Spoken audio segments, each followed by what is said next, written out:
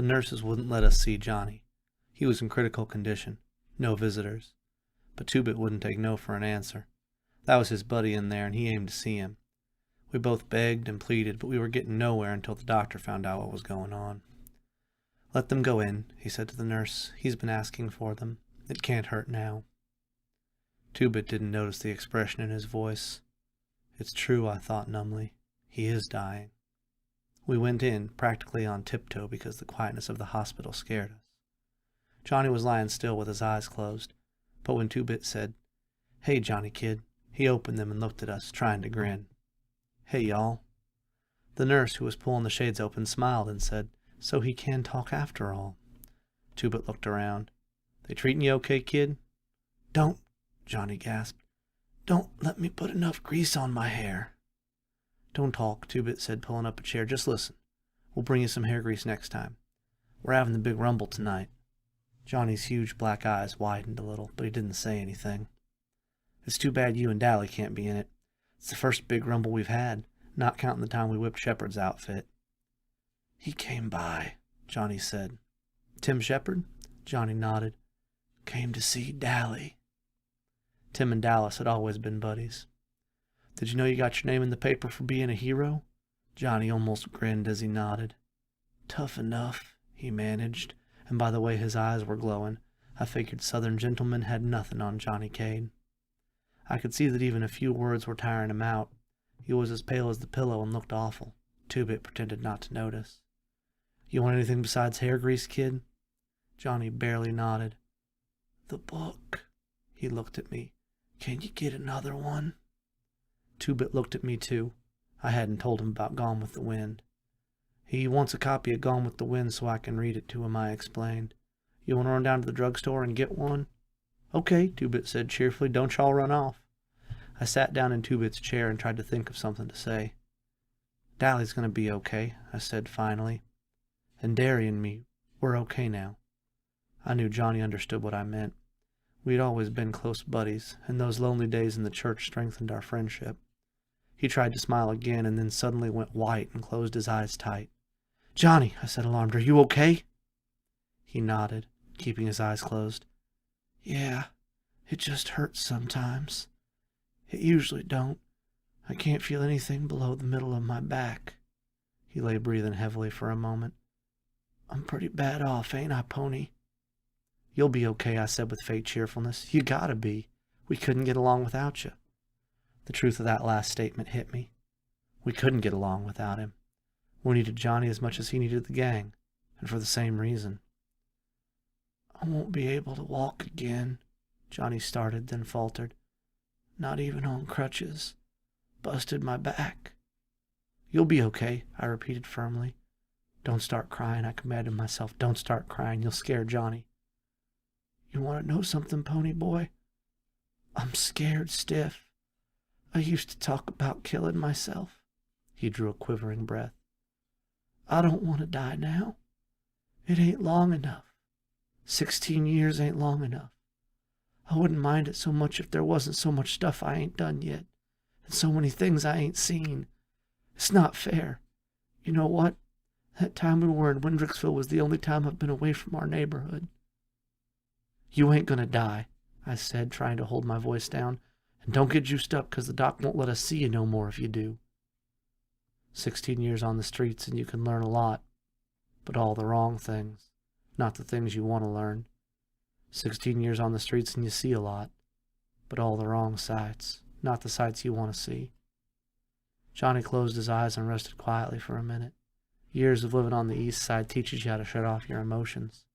If you didn't, you'd explode. You learn to cool it. A nurse appeared in the doorway. "Johnny," she said quietly, "your mother's here to see you." Johnny opened his eyes. At first they were wide with surprise, then they darkened. "I don't want to see her," he said firmly. "She's your mother." "I said I don't want to see her." His voice was rising. "She's probably come to tell me about all the trouble I'm causing her, and about how glad her and the old man will be when I'm dead. Well, tell her to leave me alone for once." His voice broke. "For once, just to leave me alone." He was struggling to sit up, but he suddenly gasped, went wider than the pillowcase, and passed out cold. The nurse hurried me out the door. I was afraid something like this if he saw anyone. I ran into Two-Bit, who was coming in. You can't see him now, the nurse said, so Two-Bit handed her the book. Make sure he can see it when he comes around. She took it and closed the door behind her. Two-Bit stood and looked at the door a long time. I wish it was any one of us except Johnny, he said, and his voice was serious for once. We could get along without anyone but Johnny. Turning abruptly, he said, Let's go see Dallas. As we walked out into the hall, we saw Johnny's mother. I knew her. She was a little woman with straight black hair and big black eyes like Johnny's. But that was as far as the resemblance went. Johnny Cake's eyes were fearful and sensitive. Hers were cheap and hard. As we passed her, she was saying, But I have a right to see him. He's my son. After all the trouble his father and I have gone to raise him, this is our reward. He'd rather see those no-count hoodlums than his own folks. She saw us and gave us such a look of hatred that I almost backed up. It was your fault, always running around in the middle of the night getting jailed and heaven knows what else. I thought she was going to cuss us out. I really did. Two-Bit's eyes got narrow and I was afraid he was going to start something. I don't like to hear women get sworn at, even if they deserve it.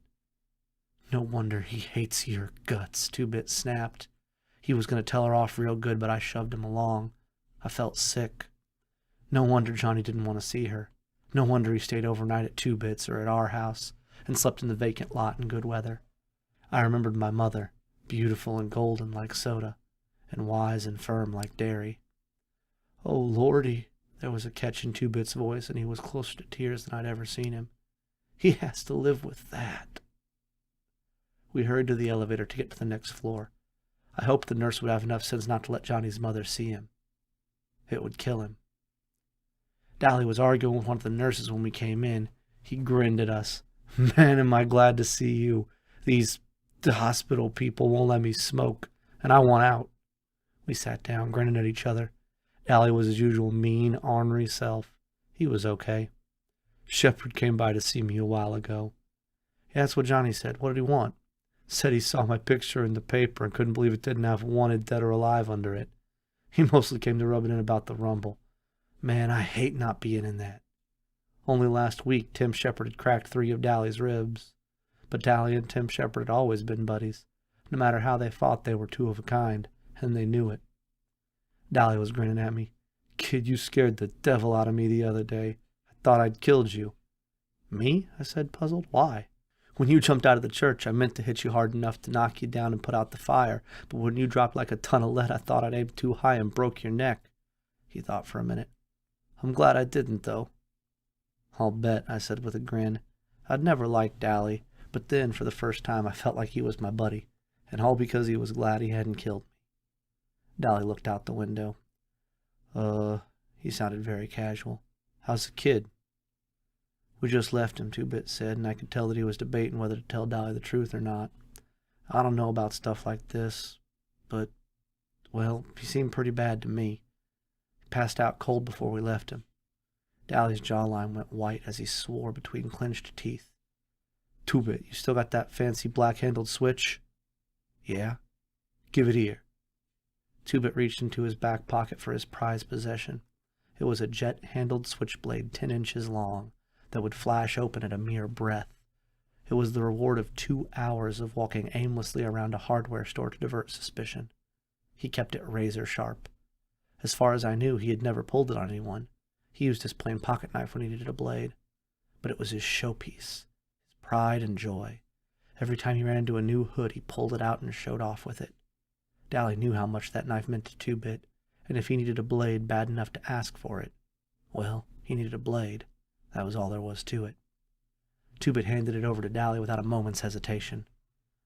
We gotta win that fight tonight, Dally said. His voice was hard. We gotta get even with the Socs. For Johnny.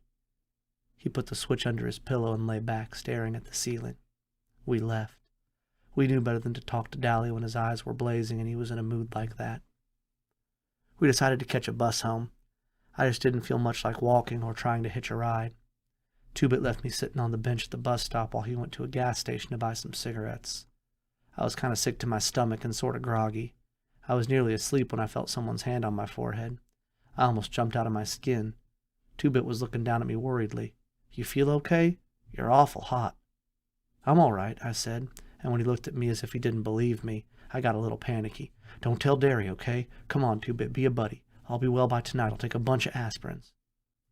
All right, Two-Bit said reluctantly, but Derry'll kill me if you're really sick and go ahead and fight anyway. I'm okay, I said, getting a little angry, and if you keep your mouth shut, Derry won't know a thing. You know something? Two-Bit said as we were riding home on the bus. You'd think you could get away with murder living with your big brother and all, but Derry's stricter with you than your folks were, ain't he?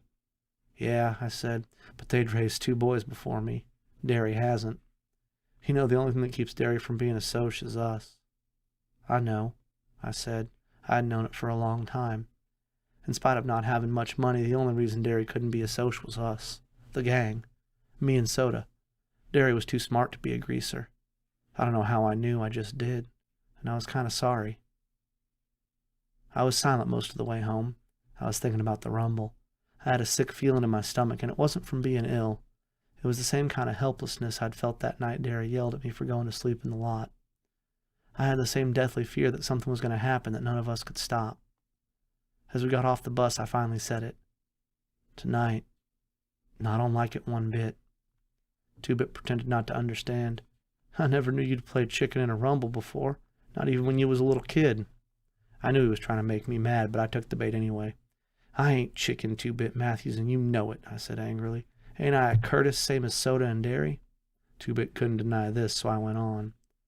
I mean, I got an awful feeling something's going to happen. Something is going to happen. We're going to stomp the Socia's guts, that's what. Two-Bit knew what I meant, but doggedly pretended not to. He seemed to feel that if you said something was all right, it immediately was, no matter what. He's been that way all his life, and I don't expect he'll change. Soda Pop would have understood, and we would have tried to figure it out together. But Two-Bit just ain't Soda. Not by a long shot. Cherry Valance was sitting in her Corvette by the vacant lot when we came by. Her long hair was pinned up, and in daylight she was even better looking. That Stingray was one tough car.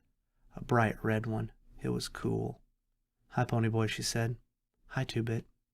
Two-Bit stopped. Apparently Cherry had shown up there before during the week Johnny and I had spent in Windricksville. What's up with the big times? She tightened the strings on her ski jacket. They play your way. No weapons, fair deal. Your rules. You sure? She nodded. Randy told me. He knows for sure. Two-Bit turned and started home. Thanks, Cherry.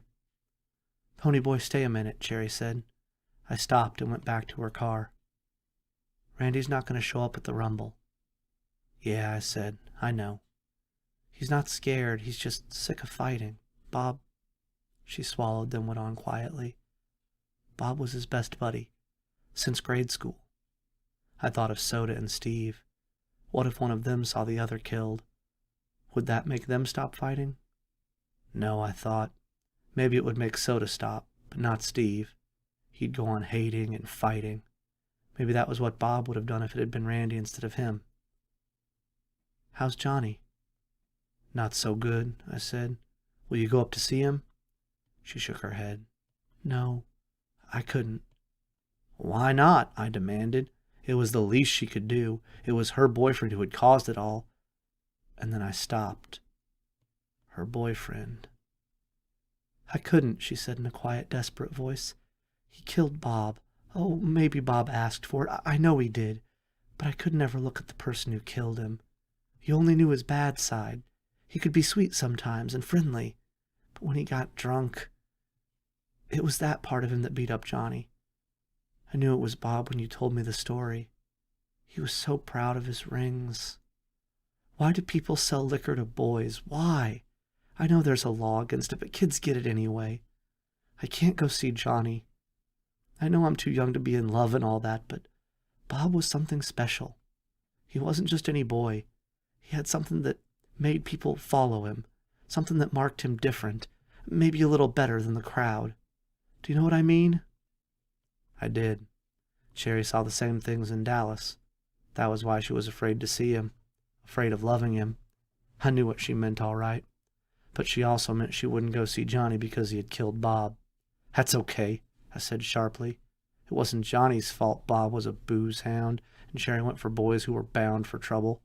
I wouldn't want you to see him.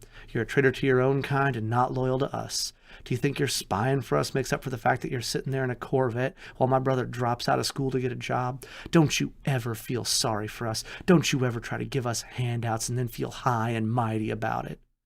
I started to turn and walk off, but something in Cherry's face made me stop. I was ashamed. I can't stand to see girls cry. She wasn't crying, but she was close to it. "I wasn't trying to give you charity, Pony Boy. I only wanted to help. I liked you from the start, the way you talked. You're a nice kid, Pony Boy. Do you realize how scarce nice kids are nowadays? Wouldn't you try to help me if you could?" "I would. I'd help her and Randy both if I could." "Hey," I said suddenly, "can you see the sunset real good from the west side?" She blinked, startled, and then smiled.